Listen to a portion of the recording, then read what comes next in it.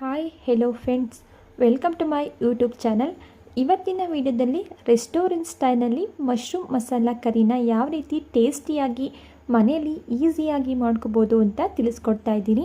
ಈ ಮಶ್ರೂಮ್ ಮಸಾಲ ಕರಿ ಅಂತೂ ಬಿರಿಯಾನಿ, ಗೀ ರೈಸ್, ಚಪಾತಿ, ಪೂರಿ, ರೋಟಿ ಎಲ್ಲದಕ್ಕೂ ಹೇಳಿ ಮಾಡಿಸಿದಂತಹ ರೆಸಿಪಿ ಅಂತಲೇ ಹೇಳ್ಬೋದು. ಅಷ್ಟು ಸಖತ್ತಾಗಿರುತ್ತೆ. ಬನ್ನಿ ಯಾವ ರೀತಿ ಮಾಡೋದು ಅಂತ ನೋಡೋಣ. ಮಶ್ರೂಮ್ ಕರಿನ ಮಾಡಲಿಕ್ಕೆ ನಾನಿಲ್ಲಿ 200 ಗ್ರಾಮ್ನಷ್ಟು ಮಶ್ರೂಮ್ನ ಕ್ಲೀನ್ ಮಾಡಿ ನೀರಿಗೆ ಸೇರಿಸಿಟ್ಕೊಂಡಿದ್ದೀನಿ. ನಂತರ ಇದಕ್ಕೆ ಸ್ವಲ್ಪ ಉಪ್ಪನ್ನು ಸೇರಿಸಿ 2 ರಿಂದ 3 ಸಾರಿ ನೀಟಾಗಿ ವಾಶ್ ಮಾಡಿ ಒಂದು ಬೌಲ್ಗೆ ಸೇರಿಸಿ ಇದನ್ನು ಪಕ್ಕಕ್ಕೆ ಇಟ್ಕೊಳ್ತಾ ಇದ್ದೀನಿ. ನಂತರ ಗ್ಯಾಸ್ ಸ್ಟವ್ನ ಆನ್ ಮಾಡಿ ಒಂದು ಕಡಾಯಿನ ಇಟ್ಕೊಂಡಿದ್ದೀನಿ. ಕಡಾಯಿ ಬಿಸಿಯಾಗಿದ್ದ ನಂತರ ಇದಕ್ಕೆ 1 ಟೇಬಲ್ ಸ್ಪೂನಷ್ಟು ಎಣ್ಣೆನ ಸೇರಿಸ್ಕೊಳ್ತಾ ಇದ್ದೀನಿ. ಎಣ್ಣೆ ಬಿಸಿಯಾಗಿದ್ದ ನಂತರ ನಾವು ವಾಶ್ ಮಾಡಿ ಇಟ್ಕೊಂಡಿರುವಂತಹ ಮಶ್ರೂಮ್ನ ಸೇರಿಸ್ಕೊಂಡು ಕಡಿಮೆ ಉರಿನಲ್ಲಿ 2 ರಿಂದ 3 ನಿಮಿಷ ಇದನ್ನು ಫ್ರೈ ಮಾಡ್ಕೋಬೇಕಾಗುತ್ತೆ. ಮಶ್ರೂಮ್ ಅರ್ಧ ಫ್ರೈ ಆಗಿದ ನಂತರ ಇದಕ್ಕೆ ಅರ್ಧ ಟೀ ಸ್ಪೂನಷ್ಟು ಉಪ್ಪನ್ನು ಸೇರಿಸಿ ಮಶ್ರೂಮ್ನ ಫ್ರೈ ಮಾಡ್ಕೊಳ್ತಾ ಇದ್ದೀನಿ. ಈಗ ಮಶ್ರೂಮ್ನ ನಾನು ಕಮ್ಮಿ ಉರಿನಲ್ಲಿ ಫ್ರೈ ಮಾಡ್ಕೊಂಡಿದ್ದೀನಿ. ಒಂದು 2 ರಿಂದ 3 ನಿಮಿಷ ಫ್ರೈ ಮಾಡಿಕೊಂಡ್ರೆ ಸಾಕು. ಫ್ರೈ ಆಗಿರುವಂತಹ ಮಶ್ರೂಮ್ನ ನಾನಿಲ್ಲಿ ಒಂದು ಬೌಲ್ಗೆ ಟ್ರಾನ್ಸ್ಫರ್ ಮಾಡಿ ಇಟ್ಕೊಳ್ತಾ ಇದ್ದೀನಿ. ನೆಕ್ಸ್ಟ್ ನಾನಿಲ್ಲಿ ಅದೇ ಕಡಾಯಿಗೆ 2 ಟೇಬಲ್ ಸ್ಪೂನಷ್ಟು ಎಣ್ಣೆನ ಸೇರಿಸ್ಕೊಳ್ತಾ ಇದ್ದೀನಿ. ಎಣ್ಣೆ ಬಿಸಿಯಾಗಿದ ನಂತರ 2 ಪಲಾವ್ ಎಲೆ, 3 ಲವಂಗ, 2 ಏಲಕ್ಕಿ, ಅರ್ಧ ಟೀ ಸ್ಪೂನಷ್ಟು ಜೀರಿಗೆನ ಸೇರಿಸ್ಕೊಂಡು ಒಂದು 10 ಸೆಕೆಂಡ್ಗಳ ಕಾಲ ಫ್ಲೇವರ್ ಬಿಡೋವರೆಗೂ ಇದನ್ನು ಫ್ರೈ ಮಾಡ್ಕೊಳ್ತಾ ಇದ್ದೀನಿ. ನಂತರ ಇದಕ್ಕೆ ಸಣ್ಣದಾಗಿ ಕಟ್ ಮಾಡಿಟ್ಕೊಂಡಿರುವಂತಹ 2 ಈರುಳ್ಳಿನ ಸೇರಿಸ್ಕೊಂಡು ಈರುಳ್ಳಿ ಸಾಫ್ಟಾಗಿ ಕಲರ್ ಚೇಂಜ್ ಆಗೋವರೆಗೂ ಇದನ್ನು ಫ್ರೈ ಮಾಡ್ಕೊಳ್ತಾ ಇದ್ದೀನಿ. ಈರುಳ್ಳಿ ಅರ್ಧ ಫ್ರೈ ಆಗಿದ ನಂತರ ಇದಕ್ಕೆ 3 ಹಸಿಮೆಣಸಿನ್ಕಾಯಿನ ಸೇರಿಸ್ಕೊಳ್ತಾ ಇದ್ದೀನಿ. ಹಸಿಮೆಣಸಿನ್ಕಾಯಿನ ಸೇರಿಸ್ಕೊಂಡಿದ್ದ ನಂತರ ಈರುಳ್ಳಿ ಕಂಪ್ಲೀಟಾಗಿ ಸಾಫ್ಟಾಗಿ ಕಲರ್ ಚೇಂಜ್ ಆಗೋವರೆಗೂ ಈರುಳ್ಳಿನ ಫ್ರೈ ಮಾಡ್ಕೊಳ್ಳೋಣ.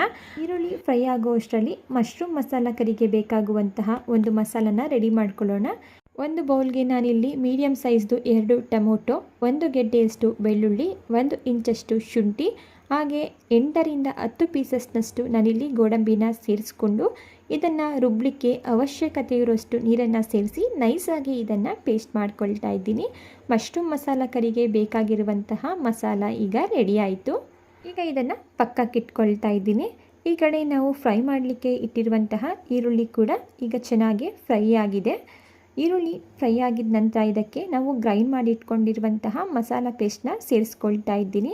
ಮಸಾಲ ಪೇಸ್ಟ್ನ ಸೇರಿಸಿದ ನಂತರ ನಾವಿಲ್ಲಿ ಹಸಿಯಾಗಿ ಮಸಾಲೆನ ರುಬ್ಕೊಂಡಿರೋದ್ರಿಂದ ಒಂದು 2 ರಿಂದ 3 ನಿಮಿಷ ಚೆನ್ನಾಗಿ ಮಸಾಲೆನ ಫ್ರೈ ಮಾಡ್ಕೋಬೇಕಾಗುತ್ತೆ. ನಾನಿಲ್ಲಿ ಒಂದು ಲಿಡ್ಡನ್ನು ಕ್ಲೋಸ್ ಮಾಡಿ ಮಸಾಲೆನ 2 ರಿಂದ 3 ನಿಮಿಷ ಚೆನ್ನಾಗಿ ಫ್ರೈ ಮಾಡ್ಕೊಂಡಿದ್ದೀನಿ. ನಂತರ ಇದಕ್ಕೆ ನಾನಿಲ್ಲಿ ಡ್ರೈ ಮಸಾಲ ಇಂಗ್ರೀಡಿಯೆಂಟ್ಸ್ನ ಸೇರಿಸ್ಕೊಳ್ತಾ ಇದ್ದೀನಿ. 1/4 ಟೀ ಸ್ಪೂನ್ ಆಗುವಷ್ಟು ಅರಿಶಿಣದ ಪುಡಿ, ಹಾಗೆ 1.5 ಟೀ ಸ್ಪೂನಷ್ಟು ರೆಡ್ ಚಿಲ್ಲಿ ಪೌಡರ್, 1 ಟೀ ಸ್ಪೂನಷ್ಟು ಧನಿಯಾ ಪೌಡರ್, ಇಷ್ಟು ಡ್ರೈ ಮಸಾಲ ಇಂಗ್ರೀಡಿಯೆಂಟ್ಸ್ನ ಸೇರಿಸ್ಕೊಂಡು ಮಸಾಲೆ ಜೊತೆ ಚೆನ್ನಾಗಿ ಹೊಂದ್ಕೊಳ್ಳೋ ರೀತಿ ಇದನ್ನು ಮಿಕ್ಸ್ ಮಾಡಿಕೊಂಡು ಮತ್ತೊಮ್ಮೆ ಲಿಡ್ಡನ್ನು ಕ್ಲೋಸ್ ಮಾಡಿ 2 ರಿಂದ 3 ನಿಮಿಷ ಚೆನ್ನಾಗಿ ಎಣ್ಣೆ ರಿಲೀಸ್ ಆಗೋವರೆಗೂ ಇದನ್ನು ಬೇಯಿಸ್ಕೊಳ್ತಾ ಇದ್ದೀನಿ. ಈಗ ನೀವೇ ಇಲ್ಲಿ ನೋಡ್ತಾ ಇರ್ಬೋದು, ಗ್ರೇವಿ ಕೂಡ ಚೆನ್ನಾಗಿ ಬೆಂದಿದೆ, ಎಣ್ಣೆ ಕೂಡ ರಿಲೀಸ್ ಆಗಿದೆ. ಈ ಟೈಮಲ್ಲಿ ಗ್ರೇವಿನ ಒಮ್ಮೆ ಮಿಕ್ಸ್ ಮಾಡಿಕೊಂಡು ಇದಕ್ಕೆ ನಾವು ಫ್ರೈ ಮಾಡಿ ಇಟ್ಕೊಂಡಿರುವಂತಹ ಮಶ್ರೂಮ್ನ ಸೇರಿಸ್ಕೊಂಡು ರುಚಿಗೆ ತಕ್ಕಷ್ಟು ಉಪ್ಪನ್ನು ಸೇರಿಸ್ಕೊಳ್ತಾ ಇದ್ದೀನಿ. ಉಪ್ಪನ್ನು ನೋಡಿ ಸೇರಿಸ್ಕೊಳ್ಳಿ. ಮಶ್ರೂಮ್ನ ಫ್ರೈ ಮಾಡಲಿಕ್ಕೂ ಕೂಡ ನಾವು ಆಲ್ರೆಡಿ ಉಪ್ಪನ್ನು ಸೇರಿಸಿದ್ದೀವಿ. ಗ್ರೇವಿ ರುಚಿಗೆ ತಕ್ಕಂತೆ ನೀವಿಲ್ಲಿ ಉಪ್ಪನ್ನು ನೋಡಿ ಸೇರಿಸ್ಕೊಳ್ಳಿ. ಉಪ್ಪನ್ನು ಸೇರಿಸಿದ ನಂತರ ಒಮ್ಮೆ ನೀಟಾಗಿ ಇದನ್ನು ಮಿಕ್ಸ್ ಮಾಡಿಕೊಂಡು ಲಿಡ್ಡನ್ನು ಕ್ಲೋಸ್ ಮಾಡಿ ಮತ್ತೊಮ್ಮೆ 2 ರಿಂದ 3 ನಿಮಿಷ ಚೆನ್ನಾಗಿ ಇದನ್ನು ಬೇಯಿಸ್ಕೊಳ್ತಾ ಇದ್ದೀನಿ. ಈ ರೀತಿ ಬೇಯಿಸ್ಕೊಳ್ಳೋದ್ರಿಂದ ಮಶ್ರೂಮ್ ಕೂಡ ಚೆನ್ನಾಗಿ ಉಪ್ಪು ಖಾರ ಎಲ್ಲ ಹಿಡಿಯುತ್ತೆ. ನಂತರ ನಾನಿಲ್ಲಿ ಗ್ರೇವಿ ಕನ್ಸಿಸ್ಟೆನ್ಸಿನ ನೋಡಿಕೊಂಡು ಅರ್ಧ ಕಪ್ನಷ್ಟು ನೀರನ್ನು ಸೇರಿಸ್ಕೊಳ್ತಾ ಇದ್ದೀನಿ. ನೋಡಿ, ನಾನಿಲ್ಲಿ ಈ ಕನ್ಸಿಸ್ಟೆನ್ಸಿಲಿ ನೀರನ್ನು ಸೇರಿಸ್ಕೊಂಡಿದ್ದೀನಿ. ಬೆಂದ ಮೇಲೆ ಇದು ಗ್ರೇವಿ ಇನ್ನೂ ಸ್ವಲ್ಪ ಗಟ್ಟಿಯಾಗುತ್ತೆ.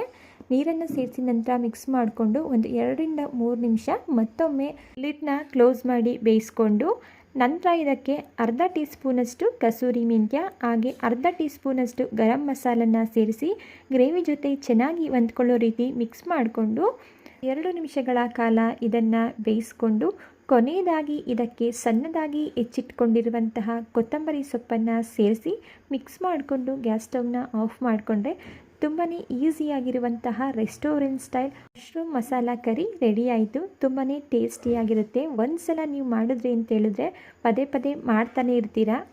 ಮಾರ್ಕೆಟ್ನಲ್ಲಿ ತರೋ ಅಣಬೆಗಿಂತ ನ್ಯಾಚುರಲ್ ಆಗಿ ಸಿಗುವಂತಹ ಅಣಬೆಗಳಲ್ಲಿ ಈ ರೆಸಿಪಿನ ಮಾಡಿದ್ರೆ ಇನ್ನೂ ತುಂಬ ರುಚಿಯಾಗಿರುತ್ತೆ. ಒಂದ್ಸಲ ಈ ರೆಸಿಪಿನ ಮಿಸ್ ಮಾಡದೆ ಟ್ರೈ ಮಾಡಿ ನೋಡಿ. ಬಿರಿಯಾನಿ ಹಾಗೂ ಗೀ ರೈಸ್ಗೆ ಏಳಿ ಮಾಡಿಸಿದಂತಹ ಗ್ರೇವಿ ರೆಸಿಪಿ ಅಂತಲೇ ಹೇಳ್ಬೋದು. ತುಂಬಾ ಟೇಸ್ಟಿಯಾಗಿರುತ್ತೆ. ನೋಡ್ತಾ ಇದ್ರೇ ಸಾಕು ಬಾಯಲ್ಲಿ ನೀರು ಬರ್ತಾ ಇದೆ. ಓಕೆ ಫ್ರೆಂಡ್ಸ್, ಇವತ್ತಿನ ಮಶ್ರೂಮ್ ಮಸಾಲ ಕರಿ ರೆಸಿಪಿ ನಿಮಗೆ ಇಷ್ಟ ಆಗಿದೆ ಅಂತ ಭಾವಿಸ್ತಾ ಇದ್ದೀನಿ. ಇಷ್ಟ ಆಗಿದ್ರೆ ರೆಸಿಪಿಗೆ ಒಂದು ಲೈಕ್ ಮಾಡಿ. ಇದೇ ರೀತಿ ಸಿಂಪಲ್ ಹಾಗೂ ಟೇಸ್ಟಿ ರೆಸಿಪಿಗಳು ನಿಮಗೆ ಬೇಕು ಅಂತ ಹೇಳಿದ್ರೆ ದಯವಿಟ್ಟು ಚಾನಲ್ನ ಸಬ್ಸ್ಕ್ರೈಬ್ ಮಾಡಿಕೊಂಡು ಚಾನಲ್ಗೆ ಸಪೋರ್ಟ್ ಮಾಡೋದನ್ನು ಮರಿಬೇಡಿ. Thank you for watching.